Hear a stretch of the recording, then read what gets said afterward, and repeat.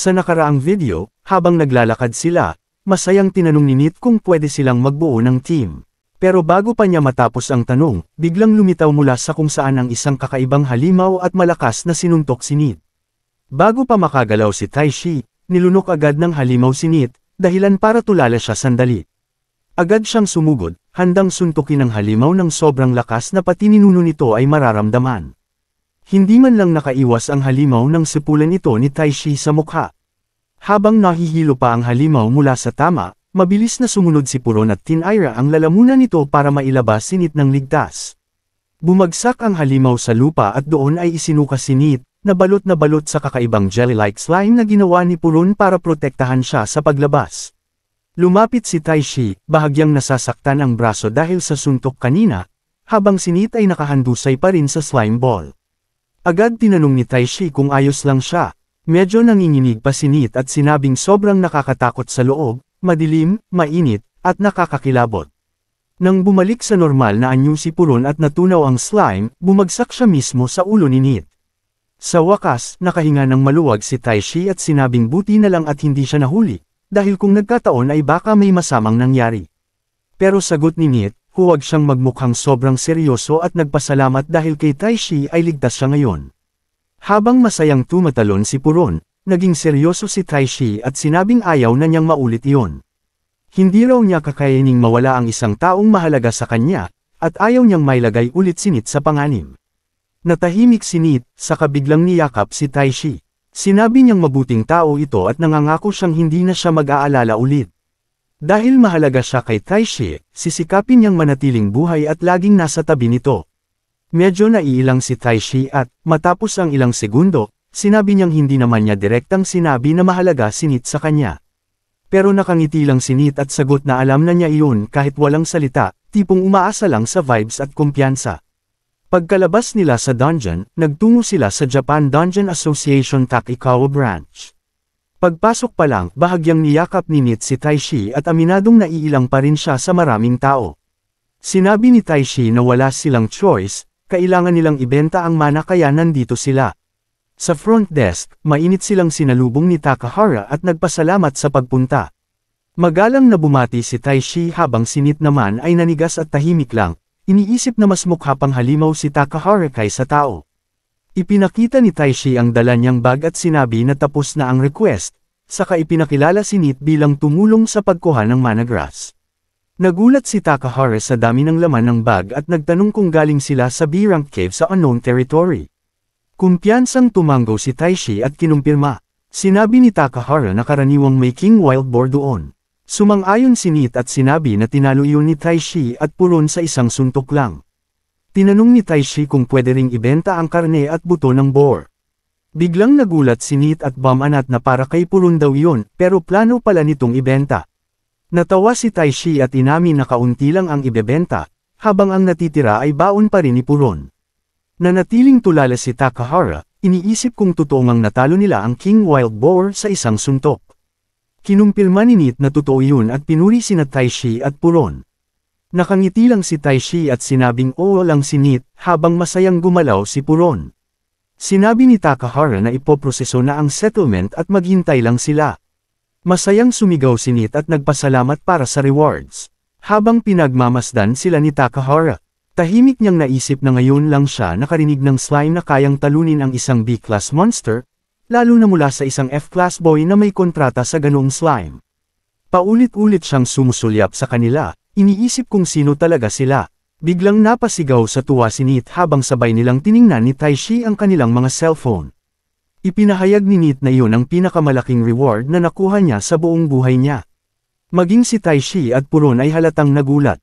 Inamin ni Taishi na hindi siya makapaniwala na makakakuha sila ng ganoon kalaking halaga mula lang sa isang madaling dungeon. Ngumiti si Takahara at sinabing isa iyon sa top 5 settlements na naproseso nila.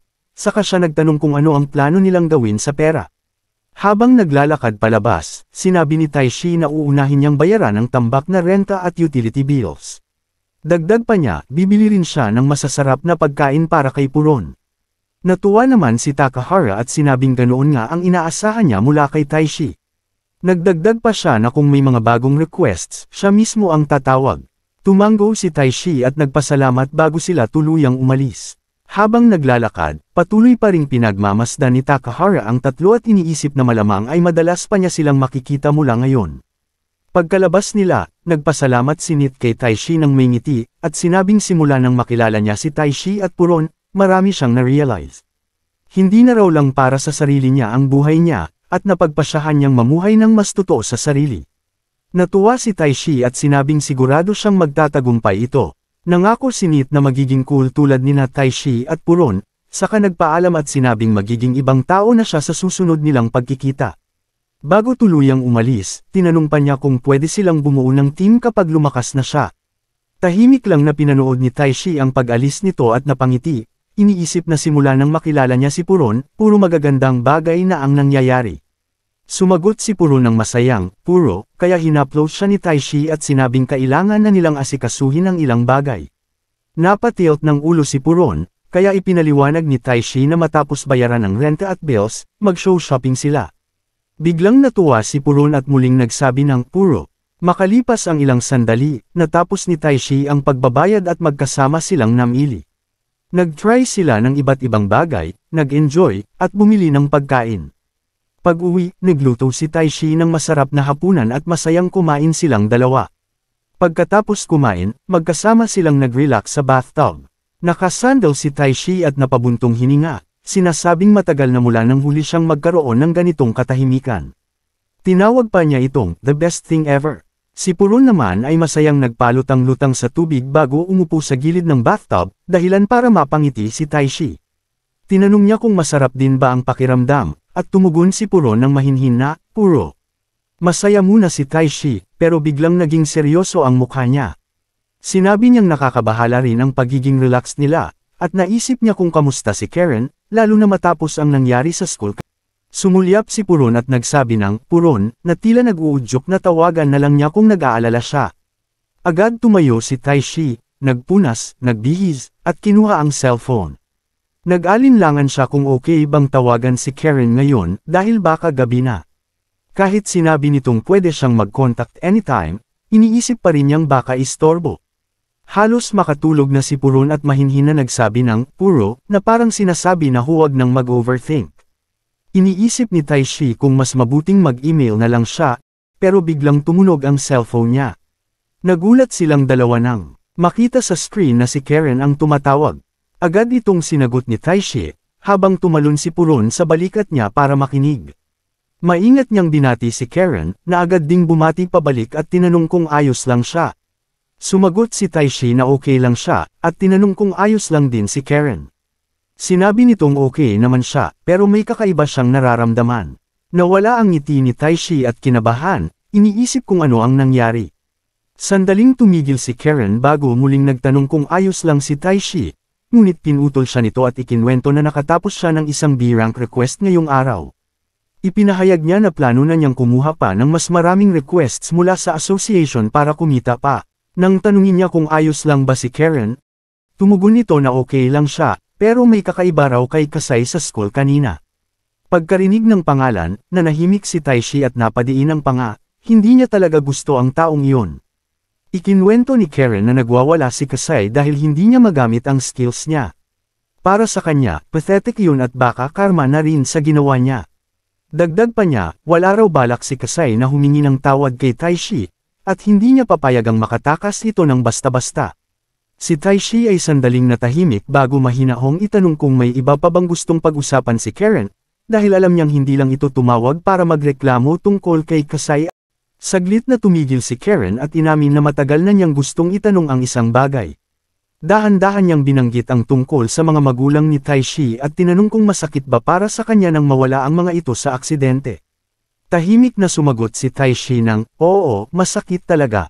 Kahit ngayon daw, kapag naaalala niya, bumibigat pa rin ang dibdib niya. Agad namang humingi ng paumanhin si Karen, sinasabing hindi niya dapat binuksan ang ganoong masakit na paksa. Ngunit pinutol siya ni Taishi, mahinahong ipinaliwanag na kahit masakit at miss na miss pa rin niya ang mga ito, mas pinipili niyang mabuhay ng mas masaya para sa kanila. Determinado siyang magpatuloy sa buhay kasama ang mahahalagang kaibigan na nasa tabi niya ngayon. Kinuha pa niya si Puron, habang nakangiti si Karen at sinabing iyon na nga ang inaasahan niya mula sa isang taong positibo gaya ni Taishi. Nagpasalamat siya sa sagot nito. Medyo nagtataka si Taishi at tinanong kung may nangyari ba, pero bago pa siya matapos, sinabi ni Karen na kailangan na niyang ibaba ang tawag dahil may gagawin pa siya. Pagkatapos ng tawag, tahimik siyang umupo sa isang upuan sa tabi ng kama sa ospital, halatang may mabigat na iniisip at may halong pagkadismaya. Samantala, nakatitig lang si Taishi sa telepono, medyo nalilito at may halong iniis, parang alam niyang may itinatago ang kaibigan pero ayaw nitong aminin. Nabanggit niya kay Puron kung napansin din ba nitong parang may kakaiba kay Karen. Mahinang sumagot si Puron na nag-aalala rin siya. Tumanggo si Taishi, sinabing gusto niyang tulungan ito, pero hindi siya sigurado kung nag-iisip lang ba siya ng sobra. Biglang tumunog ulit ang phone niya. Pagbukas niya, nagpakilala ang tumatawag bilang si Seisamori, ang homeroom teacher niya. Ipinaabot nito na gusto siyang kausapin ng principal tungkol sa voluntary withdrawal niya sa school, at tinanong kung pwede siyang pumunta kinabukasan. Pumayag si Taishi. Kinabukasan, dumating siya sa school. Habang papasok sa opisina ng principal, may ilang estudyanteng nakakita sa kanya at nagbulungan, tinatanong kung siya ba talaga si Taishi. Narinig pa niya ang usapan na siya raw ang nakalinis ng B-rank dungeon at tinalo si Kasai at ang grupo nito mag-isa. May iba pang nagsabing parang picnic lang sa kanya ang SS rank dungeon, at may nagbiro pang baka nagbi-bench press lang siya ng monsters bilang warm-up. Pagkatapos niyang kumatok, pinapasok siya ng principal. Umupo siya sa sofa at tinanong ng principal kung siya nga ba si Taishi, dahil marami na raw siyang naririnig tungkol dito. Diretso namang tinanong ni Taishi kung ano ang dahilan ng pagpapatawag kahit nag-withdraw na siya. Ipinaliwanag ng principal na gusto niyang kanselahin ang withdrawal at umaasa siyang bumalik si Taishi bilang estudyante. Nagulat si Taishi at tinanong kung seryoso ito. Sumang-ayon si Seisamori, dagdag pa na sinabi raw ni Karen ang totoong nangyari, kaya naintindihan na niya ang dahilan ng pag-alis ni Taishi. Aminado si Seisamori na kung binubuli talaga si Taishi, dapat sinabi nito. Lihim namang naiinis si Taishi, iniisip na ilang beses na nga niyang sinabi kay Seisamori noon pero binaliwala lang siya. Pumasok ang principal sa usapan at sinabing huwag na siyang mag-alala dahil aayusin na raw ang lahat. Hindi rin daw niya kailangang pumasok araw-araw at pwede na lang mag-submit ng activity reports para hindi maapektuhan ang trabaho niya sa Dungeon Association. Na-realize ni Taishi na pati principal ay alam na rin ang tungkol sa trabaho niya sa dungeon. Biglang nagtanong ang principal kung bakit tinago niya ang ganitong kalakas na power ng matagal. Hindi na niya hinintay ang sagot at sinabi pang baka next target ni Taishi ay A-rank dungeons. Nakangiti nitong hiling na manatili siya kung sino siya ngayon at bumalik bilang estudyante, pero hindi ngumiti si Taishi. Kahit pinupuri siya at sinasabing hindi nila na-realize na may ganoong talento sa kanilang paaralan, alam niya na hindi yun totoong paghingi ng tawad, gusto lang nila siyang pabolaikan dahil nakita nila ang lakas niya. Kalma niyang sinabi na mas gusto niyang ipagpatuloy ang buhay niya ngayon at wala siyang balak bumalik sa school, dahil mas masaya siya sa bagong landas na tinatahak niya. Nang marinig yun, halatang nadismaya ang principal at sinabing mas malalim pala ang sugat na iniwan sa kanya ng nakaraan. Tinawag nito ang ilang tao, at pumasok si Kasai at ang grupo nito. Tahimik lang na pinagmasdan ni Taishi, nagtataka kung bakit sila nandoon. Lumapit si Kasai at medyo naiilang na tinanong kung kamusta na siya mula noong huling pagkikita nila. Pagkatapos, sabay-sabay silang yumuko at sumigaw ng sorry, nang sabay-sabay. Naroon si Taishi, nakatitig sa kanila na parang hindi makapaniwala kung iyon nga ba talaga si Kasai na kilala niya noon. Lumapit ang principal kay Kasai at sa grupo nito, pagkatapos ay humarap kay Taishi at kalmadong tinanong kung ano ang nararamdaman niya ngayon. Dagdag pa ng principal, dapat daw ay magpakatotoo siyang lalaki at tanggapin ang paghingi ng tawad ng kanyang mga kaklase.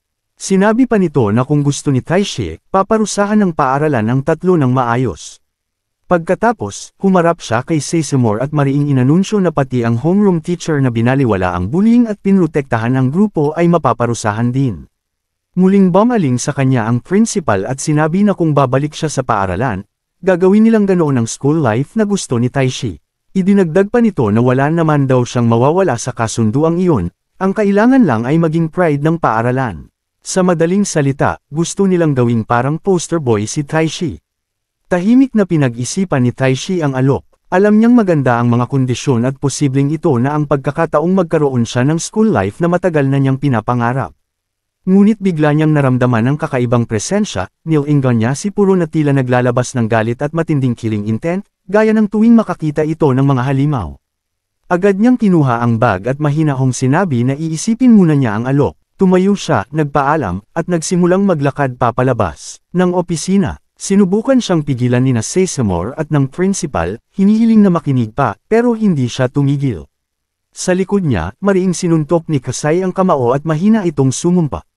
Pagkalabas ng opisina, niyakap ni Taishi si Puron at mahinahong sinabi na ayos lang ang lahat, pinapakalma ito. Humingi rin siya ng paumanhin, aminadong tila kumakapit pa siya sa mga bagay na hindi na dapat. Sa di kalayuan, nakita siya ni Karen at mabilis na lumapit. Nang makita ito, muling bumalik ang ngiti sa mukha ni Taishi. Ilang sandali pa, magkatabi silang naupo sa isang bench sa school grounds. Biniro ni Karen na hindi niya inakalang mismong principal ay lalabas ng royal office nito para lang kanselahin ang withdrawal ni Taishi. Masaya raw siya na ayos na ang lahat. Taos pusong nagpasalamat si Taishi, binanggit na sinabi ni Seymour kung paano ipinaliwanag ni Karen ang lahat at kung gaano ito nakatulong. Ngumiti lang si Karen at sinabing ginawa lang niya ang dapat gawin. Tumingin siya kay Taishi at marahang nagtanong kung ayos lang ba talaga ito, dahil parang hindi naman siya masaya kahit tapos na ang gulo kay Kasai. Tumingin si Taishi sa lupa at bahagyang ngumiti, sinasabing hindi pa siya sigurado kung tama bang bumalik sa paaralan. Hinikayat siya ni Karen na huwag masyadong mag-alala at na baka makatulong kung pag-isipan niya ang future. Dagdag pa nito, matalino raw na desisyon ang makapagtapos. Habang tahimik siyang nakikinig, biro ni Karen na higit sa lahat, gusto niyang maranasan ang student life na kasama si Taishi. Napako si Taishi sa narinig, namula ang pisngi, at mabilis na tumibok ang puso. Lihim niyang inisip kung iyon ba ay isang confession, at higit pa roon, hindi siya makapaniwala na isang cute na babae tulad ni Karen ang magsasabi noon sa kanya. Pinilit niyang kumalma at magmukhang cool sa napakalaking sandaling iyon. Pero biglang tumunog ang phone ni Karen. Bago pa siya makapagtanong kung espesyal ba ang tingin nito sa kanya, sinagot na nito ang tawag, mabilis na tumayo, at nagmadaling umalis. Naiwan si Taishi na nakatitig, litong-lito at nagtataka. Unti-unti niyang na-realize na may mali. Sa loob-loob niya, alam niyang hindi lang simpleng usapan ang tawag kagabi, malamang ay gusto talaga nitong ibahagi ang isang problema. At ngayon, iniisip niya kung ano ang mabigat na iniinda ni Karen. Maraming salamat sa panunood. Kung nagustuhan mo ang video, huwag kalimutang mag-like, mag-subscribe, at i-click ang bell icon para updated ka sa mga bagong kwento.